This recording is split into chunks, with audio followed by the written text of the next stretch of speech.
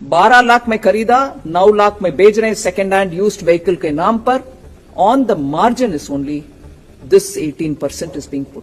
अब 3 लाख के लॉस पे भी 18% जीएसटी. भाई और कितने इलॉजिकल टैक्सेस लगाने वाली है गवर्नमेंट मुझे पता नहीं है. अगर तुम लोग भी ऐसे ही सोच रहे हो ना तो बहुत गलत सोच रहे हो. ये वीडियो पूरा देखना. See what the FM was trying to explain is something called as a margin scheme. अब ये स्कीम सेकंड हैंड गुड्स के लिए होती है और इस स्कीम के अंडर जीएसटी सिर्फ मार्जिन पे लगता है. एग्जाम्पल, एक डीलर है, वो एक कार 5 लाख में खरीदता है और 6 लाख में बेच देता है, तो जीएसटी लगेगा सिर्फ 1 लाख के प्रॉफिट मार्जिन पे, ना कि 6 लाख के सेल प्राइस पे. पर अगर डीलर ने 12 लाख में खरीदा और 9 लाख में बेचा तो क्या होगा? तो नो जीएसटी इज पेएबल. क्यों? क्योंकि यहाँ मार्जिन ही नेगेटिव है. जीएसटी काउंसिल की इस बुकलेट में क्लियरली लिखा हुआ है कि where the value of supply is negative it shall be ignored. Sir dealer का छोड़ो, ये बताओ कि अगर मैंने कार बेची तो मुझे कुछ देना पड़ेगा? अगर तुम एक अनरजिस्टर्ड इंडिविजुअल हो तो कोई जीएसटी एप्लीकेबल नहीं होगा, क्योंकि जीएसटी के लॉस रजिस्टर. 12 लाख में खरीदा, 9 लाख में बेच रहे हैं सेकेंड हैंड यूज्ड व्हीकल के नाम पर.